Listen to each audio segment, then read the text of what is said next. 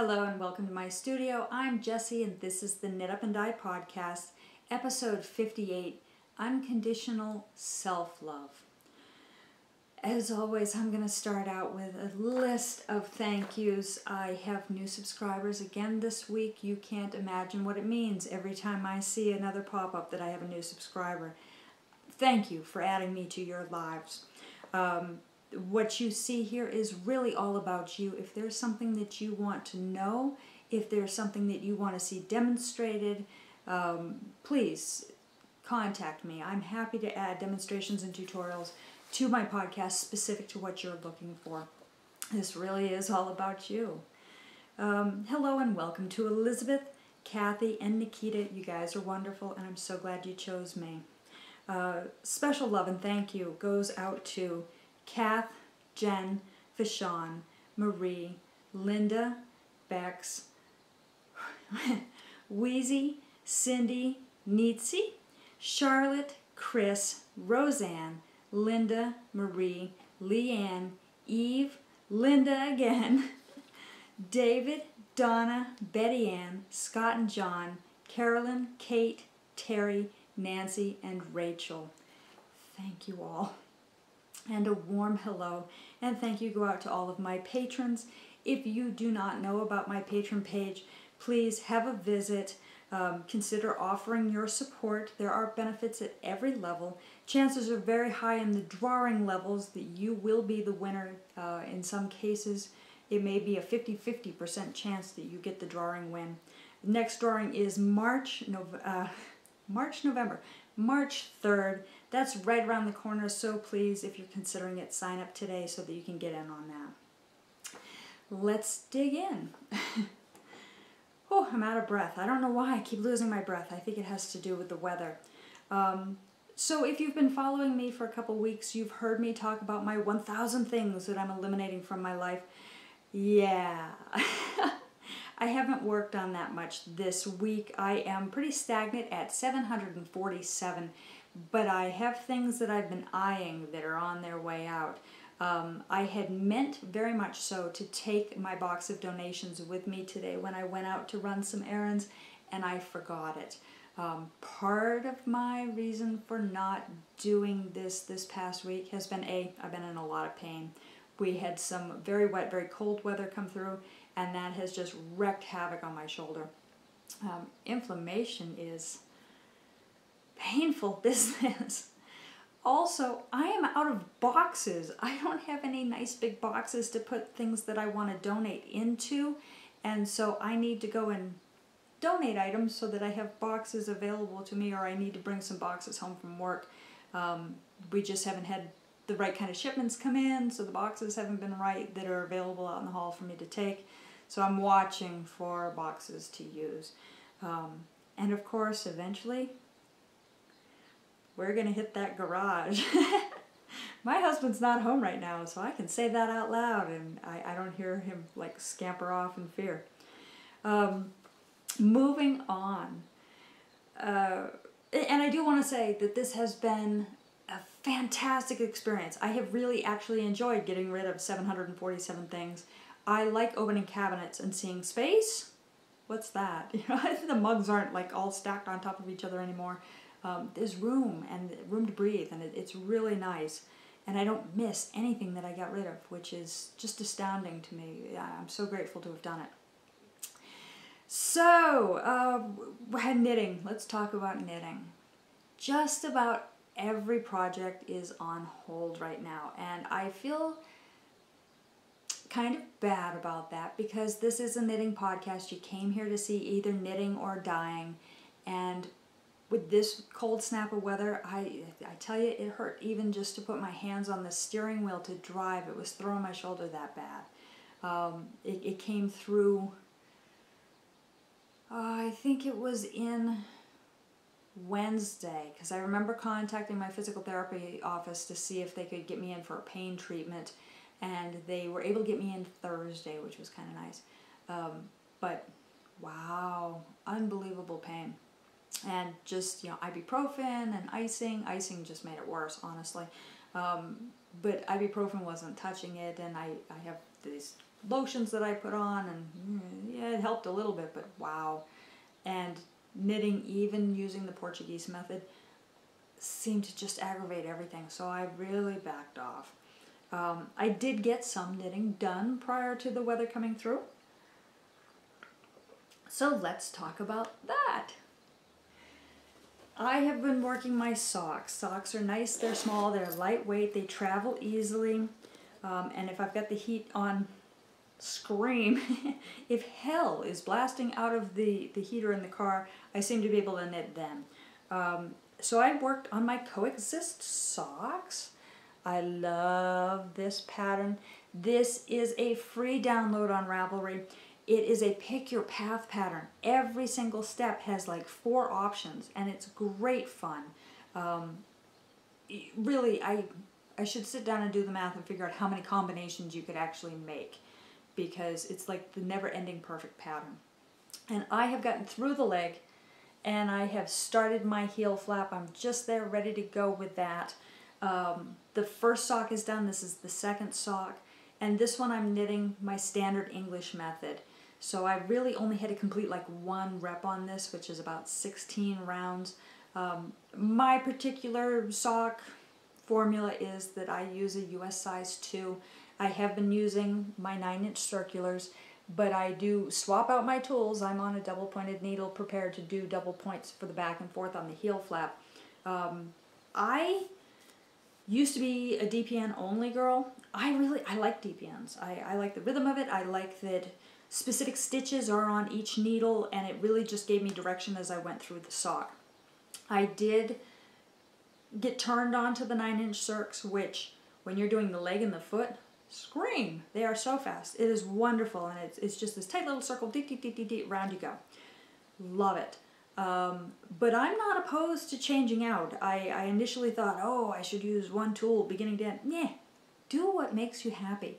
I swap out, and I use whatever is the appropriate tool at the time, whatever is the most comfortable tool at that time, and I have a project bag. I can put all kinds of tools in there, and it works out great. So progress, yes, and my dear sock, I don't know when I'll see you again. I really have missed knitting this week, really have missed it. For me, there's nothing worse than being in pain, and enough pain that I can't do what I love. And when I can't do what I love, I get depressed, and I get antsy and fidgety, and the best way to soothe me is for me to knit. And so it becomes this like vicious cycle where if I knit, I'm in pain. If I'm in pain, I can't knit. If I can't knit, I get depressed. If I'm depressed, I want to knit. It just, so I really want to knit. But if I want to knit for the rest of my life, I really need to take that break now. That having been said, I did get some knitting done. This is the sock that I showed you guys last week. I'm knitting it completely inside out. There is the purl side of it.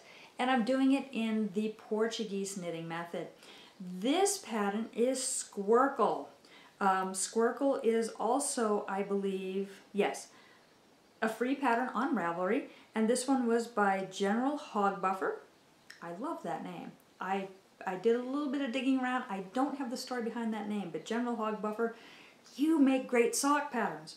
I re-engineered the pattern so that I could knit it inside out. It is primarily a stockinette sock with a really interesting heel.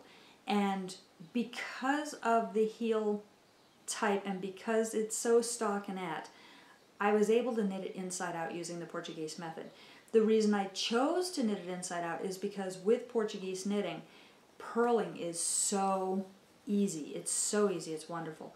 So let me flip this around real quick because I've gotten past the heel. I'm really not far from the toe at this point. And I want to show you the feature of this, why I chose to do this pattern. And it's really all about this heel. I love the heel. If you're using a self-striping yarn, this really stands out. If you're choosing to stripe your yarns, it stands out even more, especially if you're using high contrast. But the heel flap is very, very narrow. It's only 6 stitches, and it's this garter flap right here, and it's very long, so that you can have this wonderful right angle pattern happen for a really long distance down the leg. And it just highlights those stripes. I love that. You get the coolest shape out of it. And like I said, I've got most of that sock done. I really only have maybe an inch more before I get to put the toe on. And I'm excited about that. I say as I flip it back inside out and put it in my bag. I just really, really, really need to take a break if I'm ever going to heal, if I'm ever going to do this.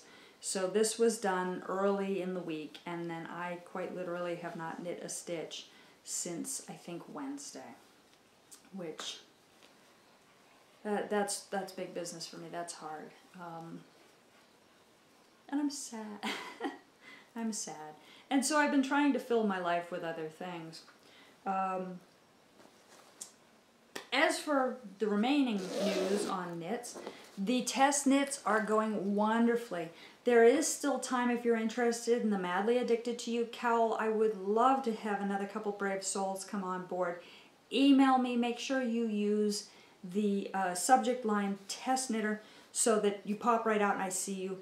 If you have emailed me and I have missed you, I am so sorry. There is a volume of mail that comes in, and I do specifically search for test knitter. Unfortunately, my business email and my personal email all come into the same inbox. I need to have words with Microsoft and try and sort that out. But there's a lot of junk mail in there as well. Some of you have come forward and asked me why I don't put links down below in the down bar in the description of my podcast. And it's because the amount of spam that came in when I had my email down there. I will slowly start to reincorporate links to other sites, but I am concerned about the amount of spam that goes to those sites. There are some really amazing phishing softwares that will go through websites like YouTube.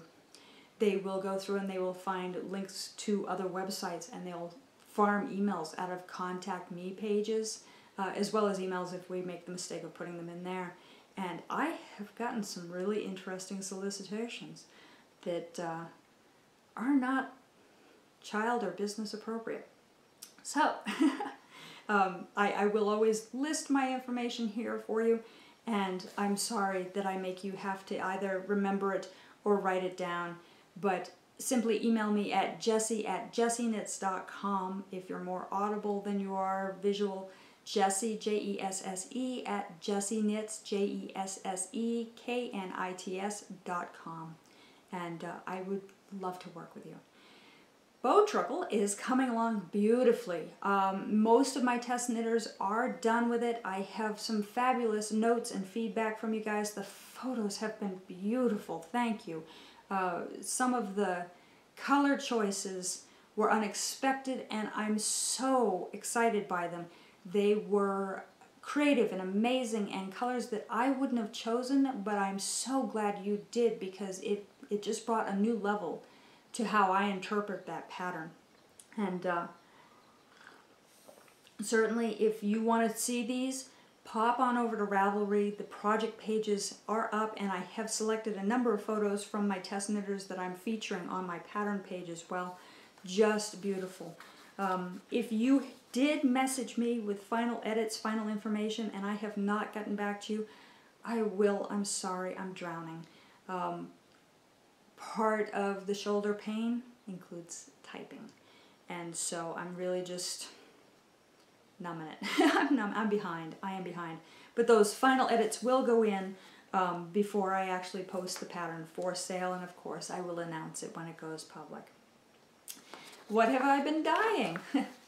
Nothing. I very much wanted to do a dye demonstration for you guys this week. Unfortunately, humidity is a big problem for me with the pain. Between the cold and the wet outside and humidity, if I have the boil pots going, it's just too much right now. I need to get that back under control. And so it's going to be a couple weeks before I have updates to my shop again. I did just do a big update this week, and I happen to be having my Hogsmeade weekend sale that through the Harry Potter Knit Crochet House Cup group on Ravelry, and I'm offering a deep discount, and wow, things have sold. If you're one of my customers, thank you. I am so grateful to you for that sale. And it's making room for new things. I'm very excited about that. I am seriously looking at a couple new bases to bring in. As much as I love my worsted weight base, it is a 100% merino wool. It's not a superwash. And I'm seriously considering changing that base out and bringing in a superwash base instead. For a number of reasons. One, superwash is like a minor insurance policy to protect against felting. It will still felt. Under the right conditions, a superwash will felt. However, for the casual accident, it's less likely to felt. And I think that's important. I think that is, in my mind, it elevates the durability of the yarn, the project.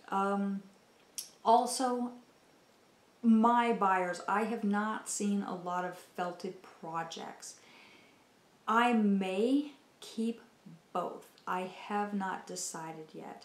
I'm also looking at potentially bringing in another sock yarn, a specific sock yarn, just for more opportunity, just for more variety, so that you have the option of different twists rather than just different materials. There are some that are really high twist, and there are some that are a little bit more casual, a little bit softer twist. So I'm playing with bases. I'm looking at bases. We'll see what happens. I'm waiting to see the new samples and see what's coming in. Generally, I do a lot of dyeing in the spring. I enjoy that time of year, and I can open the door and cool down the room a little bit, which is really nice. But this shoulder thing's even affecting my dyeing. Will this be permanent? Are you panicking? No, this will not be permanent. It's a matter of I need to love myself. I need to stop, and I need to take care of myself long enough to allow myself to heal. And I'm not good at that. I am a go, go, go, go, get it done yesterday kind of person. I'm organized, I'm driven, I'm ambitious. I'm a Slytherin. And I really need to give myself some unconditional love, where I don't say, well, you can take a break if you get this done. I need to just plain take the break. And I've learned this lesson before. Years ago, I got like bronchitis or some kind of infection like that. I don't remember what the start of it was. It was probably a simple cold. And I didn't take a break. And I kept pushing and I kept pushing. And eventually it became pneumonia. And it became pneumonia so bad I ended up in the hospital. I don't want to do that again. I do not want to push myself to the point that I end up having surgery. I want very much to let this heal and heal the right way. So, cheers to self-love. Let's move on to other things. And believe it, demonstrations are coming. I have things, I have notes, I have stuff I want to do. We're going to do it. We're just going to take a break first. I received some emails this week, and one of them had some great business questions in it. Leanne wrote to me. Leanne is going to be an indie dyer in the very near future, and she had a number of business questions for me. Feel free to ask me questions. Nothing I do here is a secret. If you're looking at becoming an indie dyer, even a hobby one, or just to do craft sales, or if you want to go big, I'm more than happy to share what I know with you. And you're welcome to contact me about anything. Leanne gave me permission to read this off to you and share the answers. And I have responded to her in person, but I want to share her questions with you because it may be questions that you're nervous about asking or that you didn't consider, or that give you more insight if you're toying with the idea of doing this as a business. Her first question was, did you choose the name for your bases, salsa monkey, tap monkey, etc., or was there another step?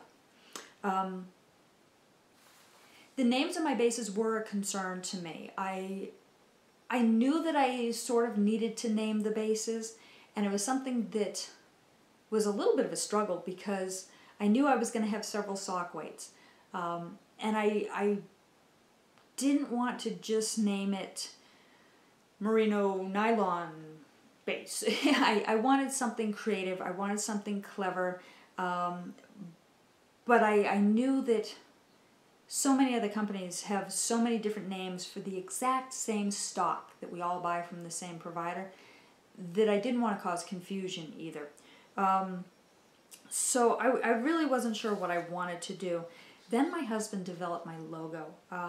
This monkey dancing in the splashing colors like he was dancing. And I just loved the idea of this dancing monkey that's playing in all these yarns. And so I named each of my bases after forms of dance, which fortunately there are a lot of forms of dance.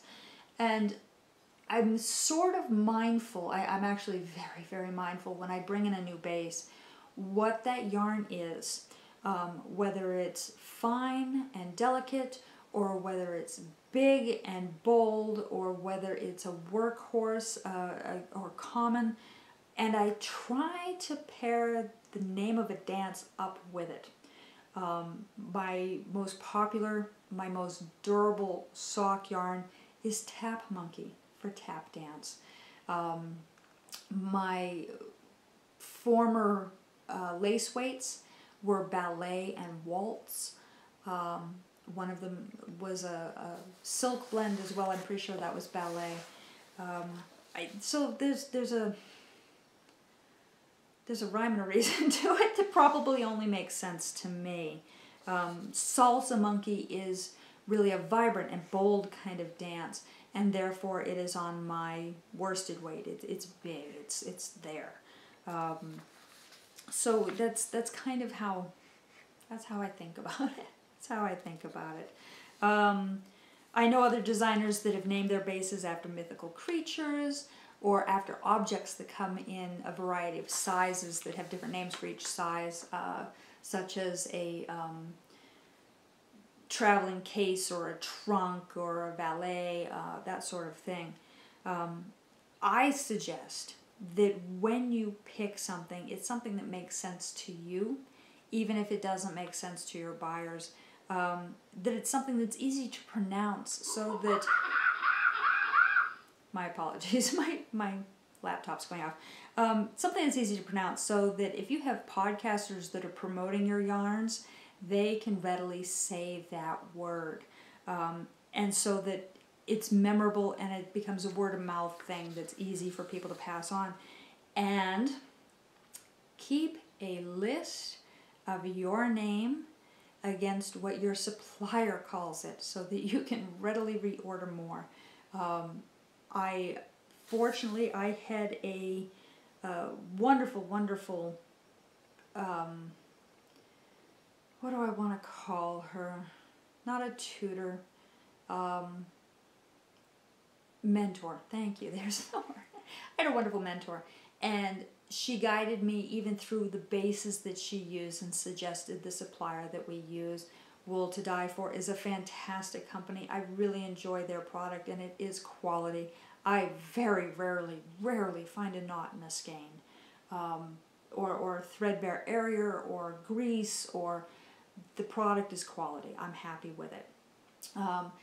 And so, having been a buyer of her yarns, I was able to look at her bases, pair them up against the supplier's name, and then give it my name for it.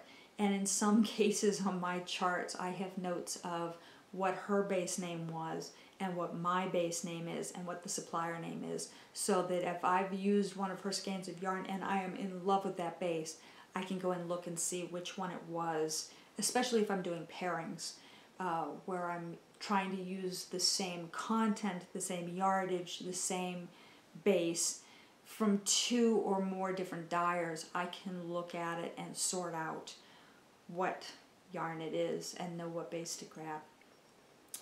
I hope that answers that. Forgive me. With this weather, it has stirred up my asthma and I am a mess. When beginning your business, did you sell as an individual or as a company? I work as a DBA, doing business as. I am a sole proprietor. I am Jessica LaRue, doing business as Dye Monkey Yarns. That is the most convenient way for me. That works best for me. Everybody is different. Everybody's tax needs are different. Everybody's business risk is different. Look at it for yourself. This just happens to be what works for me. Did you pop your shop up on Etsy, or did you begin smaller and more locally? I went straight to Etsy. I had done business with them before. I'd had a shop previously with them where I had sold other handmaids and crafts there. I simply renamed my shop and updated all my info and loaded my yarns to it. There are other options out there, I'm sure. This one is the most convenient one for me. It was the most familiar for me, so my learning curve was nil. Not that they are difficult to work with. They're really, really quite wonderful. There's a couple of shortcomings, and I'll come back to that, but I like them. I like them. I like the convenience of it. I like that I can ship directly out of that same portal. It calculates everything together for me. It prints out my packing slip. It prints out my postage, stickers, and everything is bang, out the door. Whereas I'm otherwise would have to be jumping through multiple different apps or devices, and I like something that start to finish does it all. I did do a couple craft fairs. They were not profitable for me.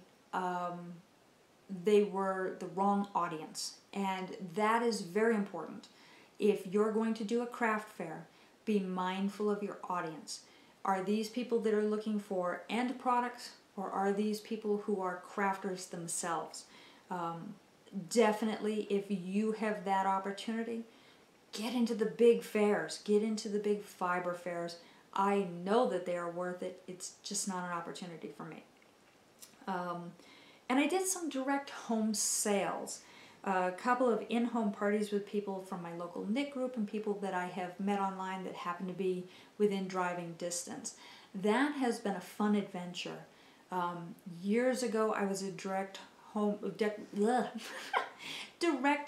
sales agent for a couple of different companies that you sell products through parties. And I basically took the formula that I used to train and the party format that I used to host and that I taught to other representatives, and I turned it around and I made it about yarn. And so my hostess had certain benefits. The group all came. We had food, we had entertainment, we had yarn out on tables, we had patterns available, and people could go and just eat and relax and talk and knit and show off their own projects, and then go into the other room and shop the yarns that were there. And I just used my square and I checked them out. Worked out great. Etsy actually has a buy now thing on their app so that you can process a payment right there, right out of your Etsy shop without having to close it and redo your inventories, which is really nice. And since we're on that subject, if you are in the greater Albuquerque area and you're watching this and you would like to consider one of those parties, I would love to talk to you. Send me an email. How did you handle publicity in the beginning? I heard of dyers donating yarn to giveaways, etc. Is this the type of thing you did, or did you build based on word of mouth via social media? I did donate yarn to podcasters. and it really allowed them to do reviews and giveaways. That was a huge success for me. Carolyn, Kate, if you are watching, thank you. Some podcasters reached out to me because they saw my products online. I reached out to some podcasters. In the long run, that was the most valuable thing for me. Not only because people would talk about my product, show my product to other people, talk about my patterns, eventually talk about my podcast as well, but also one of those podcasts eventually ended up opening a shop, and I wholesale through them now. Thank you. I couldn't be more grateful for that opportunity. I am so glad that I did that, and I highly recommend it. If you are an indie dyer and you're watching this and you're trying to get your name out, I'm here for you. I would be happy to promote your work. I enjoy doing giveaways. I rarely do them, so they really stand out with me. I will review your product. I will talk about your product. I will show your product off. Feel free to contact me. I'm more than open to it. And that goes for pattern designers as well. I often talk about patterns that are not mine. And if you're looking for that extra boost, if you want somebody else to review your stuff, I will be happy to give you a personal, private review as well as publicly talk about you. This is a community. We learn by sharing, and I think that's important, as well as I love to see what other genius you come up with. There's always the fear that, oh, she's going to steal my colorway. No way. Matching color is a pain in the butt, honestly. To really truly color match things, you either have to have something that is so clearly exactly just the dye, or you have to sit down and you have to snap a photo of it, pull out the CMYK, do the math to do milliliters of each color of the bases to come up with that color, and then you've got to look at percentages and how it laid out. I'm not gonna steal your colorway. I couldn't if I wanted to, but we're inspired by each other. And your green yarn may make me think of the last trip I took with my husband and how long and steady and horrible the road was until we got to that new paved section that was so beautiful, black with those bright new yellow stripes on it, and I make a black and yellow yarn instead of your green yarn. That's how art works. It's rabbit holes that we run down, and mountains that we climb, and things that inspire us to think differently. And same with patterns. Your hat pattern may have some open work in it that is really pretty, and I may just think, that's really clever. I like that. I wonder what that would look like with on a sock. And then I start swatching and playing, and by the time I'm all done with whatever it was that inspired me, my end product doesn't look anything like yours. It's just a trigger point. And I hope that when you're watching my podcast and you're watching me with my new designs, you look at something as crazy as my Madly Addicted to You cowl with 2 yarns held together and you go, that's interesting. What happens if I... And you come up with something that's wholly your own, a design that's wholly your own, that was inspired by something you saw. Go for it. Do it. Build it. Make it. Love yourself, and love yourself unconditionally. And love others unconditionally. Leanne, thank you for your questions. Thank you for giving me permission to share this. It is important. I look forward to working with you, and I can't wait to watch your business launch. Please, if you have questions that you'd like me to answer, I don't have to answer them online. I'm happy to email privately. But if you are kind enough to give me permission to discuss and share with everybody here, thank you as well. So So, back to Etsy. Back to Etsy. Recently, I discovered by somebody contacting me that they were excited about ordering from me, but the shipping charges were ridiculous when they saw it added up in their shopping cart. Yes, they are. Not only are shipping rates constantly going up because of the expenses of doing business and the expenses of travel and fuel and whatever else they want to pin it on. And I believe if you are a delivery person, you deserve every dime. I don't do that job because I don't want to do that job. Thank you for doing that job. And thank you for bringing me yarn and tools. With Etsy, one of the shortcomings of the software, of the platform, is that because you have this broad marketplace where you can go and you can put yarn from this person in your shopping cart and yarn from that person in your shopping cart, the shipping is calculated per item. If you come into one shop and you grab a bunch of different items, the system isn't smart enough to say, okay, add up the weight that they've designated and charge the shipping based on the weight for the whole order. Instead, it still calculates item for item. I've known about this problem. I have been handling this problem behind the scenes. I was not aware until very recently that you were not aware of how I handle this problem. So I'm going to be very clear that I handle this problem for you. And I wrote a blog post about it this morning as well. I really want to be sure that everybody knows this. And I did update my shop so that the notification is in my shop as well. I refund shipping overages. As soon as I process your order and I have printed your postage, I compare what you were charged for postage, what I paid for postage, and I refund you the difference. For an order very recently that is headed up to Canada, her shipping charge was going to be $82.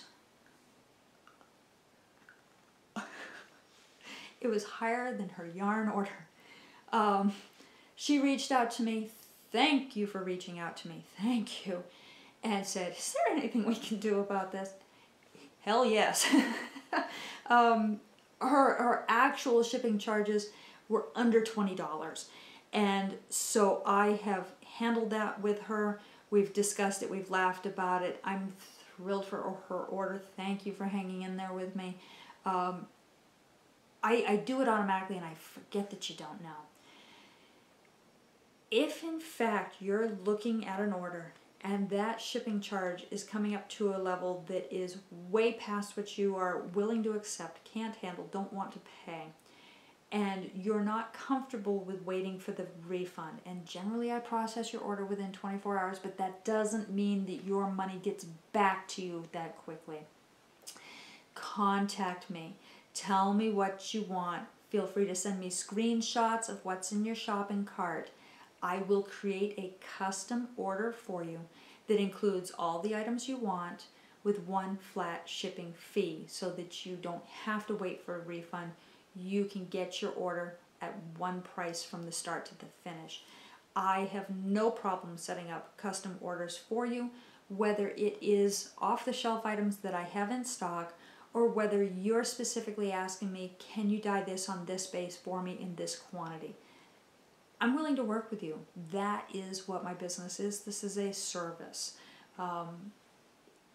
Please don't be hesitant about that. Please do not walk away because this platform does not understand a clean way to calculate shipping. I'm always willing to work with you. And I think that that is true of the majority of dyers and sellers. Reach out to them. And if they're not aware that this is happening, they need to become aware, and this is your opportunity to share with our community and build a better community. I know I have reached out to Etsy on numerous occasions, and they said something about algorithms and blah, blah, blah, and people packaging in multiple packages, and that it's too hard, too many variables. I get it. I used to design websites. I get it. I would have looked at that, and it would have made me dizzy and nauseous to try and sort out this is the best solution that I've come up with, and I hope it's a good solution for you. Moving on. Life. This has been a very difficult week for a number of people. And not necessarily for the reasons that you're going to immediately jump to. Yeah, horrible things happen in this world. And I've seen tragedies on the news. I've seen things that stress me out. I saw things that immediately made my shoulders go into my ears and make me want to pull the covers over my head and go cry somewhere. But more than what happens big in the world is what happens small in our worlds. And our worlds are very small sometimes. Sometimes it's what happens in our head, and sometimes it happens in our hearts, and sometimes it happens just in our households. And I haven't had any challenges or difficulties in my life outside of my shoulder. However, there are people out there who have, and I'm really emotional about this. I didn't think I would be.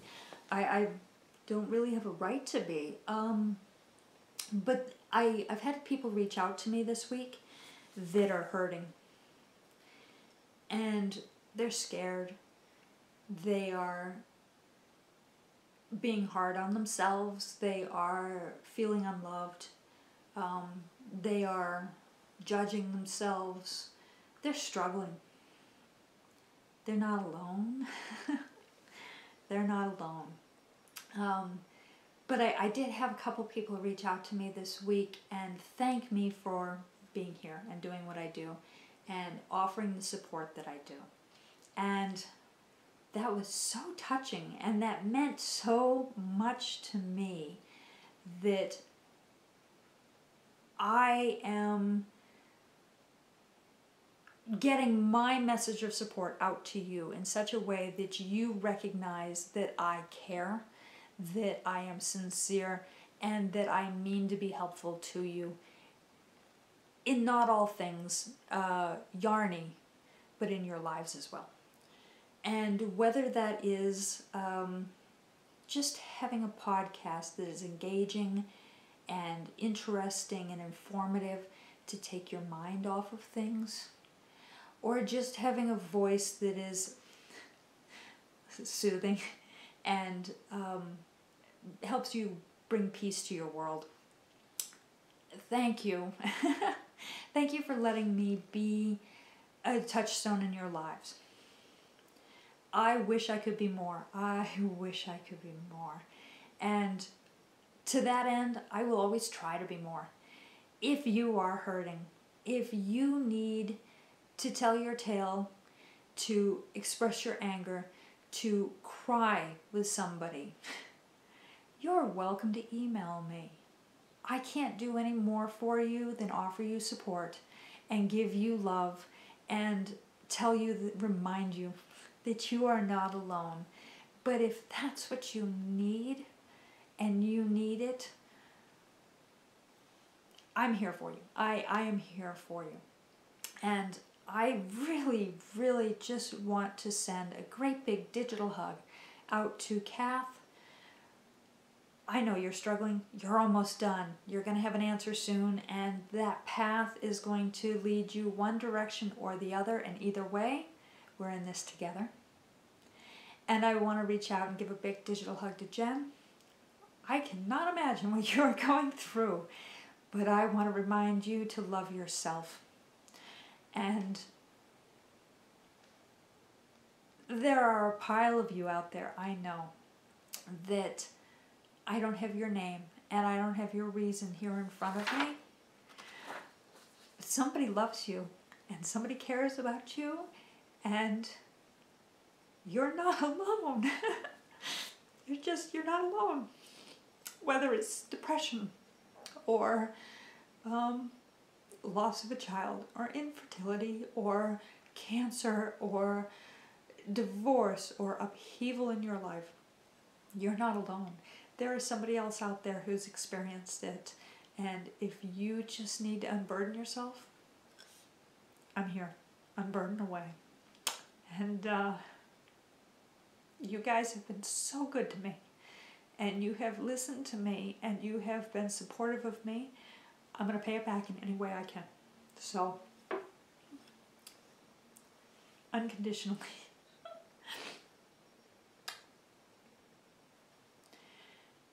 And I'd like to ask all of you, as this week's kind of challenge, I always kind of put something out there and say, you know, hey, this week do this. So my challenge to you this week is send somebody that you don't really know, whether it's a casual person that is in your building at work, or somebody that you know casually through Instagram or Facebook or any other social media. If you see somebody hurting, reach out, send them a private message, and just be supportive. Unconditionally. You don't ever have to hear back from them. You don't even need a thank you or a like. Just reach out to somebody that you don't really know and give them, hey, a compliment, a hello, a I don't know what you're going through right now, but if you need to talk, I'm here for you. Or I've been through something like that, but I can't imagine what your experience is. And if you need to talk, I'm here for you. Or you're not alone. As simple as that. That's my challenge to you this week. Give somebody some love today. Some total stranger, some partial stranger, some casual stranger, or even somebody that you do know. Just reach out and give them some love today. Call it a post-Valentine's, a belated Valentine's. So that's that. Deep breath, a little bit of tea. How am I filling my world when I'm not knitting? That's a good question. I've actually had a number of people go, oh my God, what are you gonna do? I don't know. I don't know. Eating and snacking and drinking wine seem like good solutions. They're not working out so well. Part of the reason that I took up knitting was actually to help me with weight loss. Funny thing about knitting, when both hands are busy and you've got some yarn in your hands that's expensive, you really don't want to have one hand in the Cheeto bag, because that orange cheese gets all over your fancy yarn, and that's not a desirable outcome. So that was kind of why I started knitting, was to prevent myself from mindlessly snacking.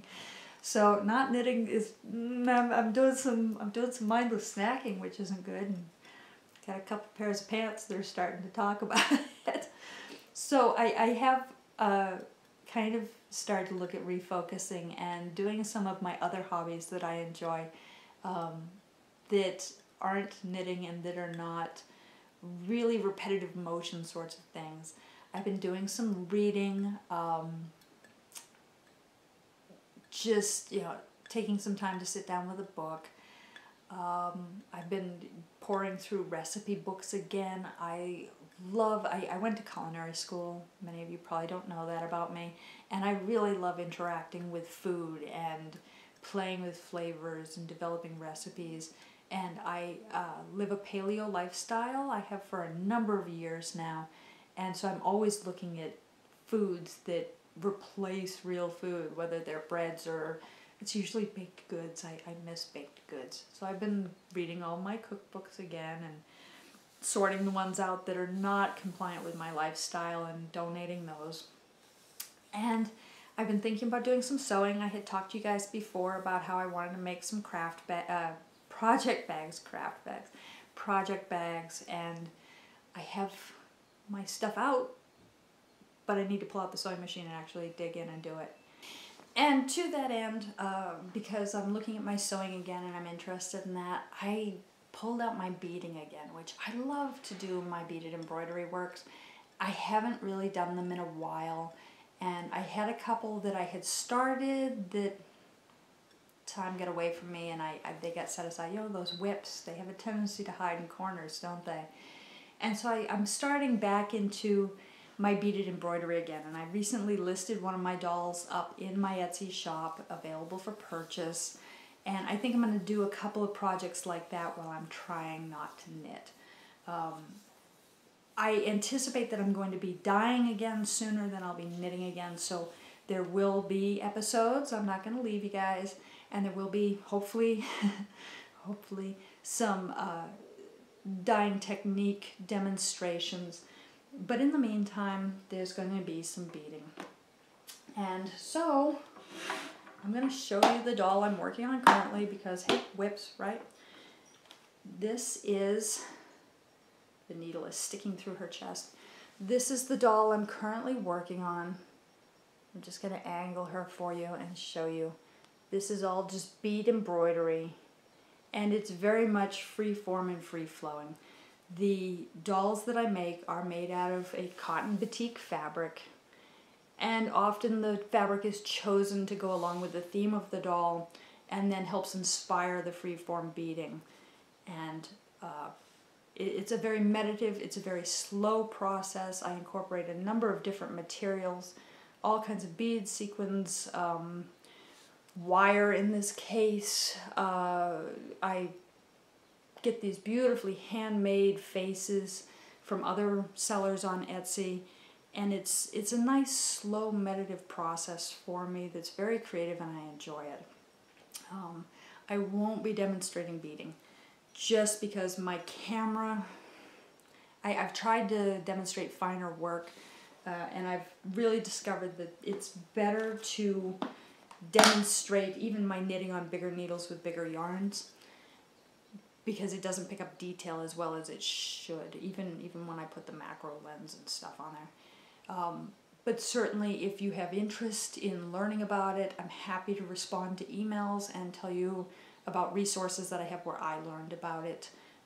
Craftsy is a fabulous platform. I've talked about Craftsy before. There's a couple of embroidered bead classes there that are very well done. That's that. Keep losing breath. Whew. This weather's killing me. This is why I moved to the dry Southwest, because I don't do well in humid and cold. That is everything I have for you guys today. Thank you for hanging in there. I'm practicing self-love. I don't have guilt or shame that I can't do this knitting thing right now.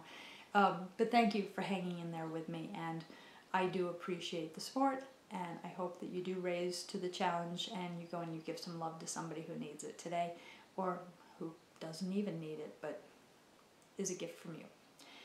Have a great week. I'll see you guys next time. Bye.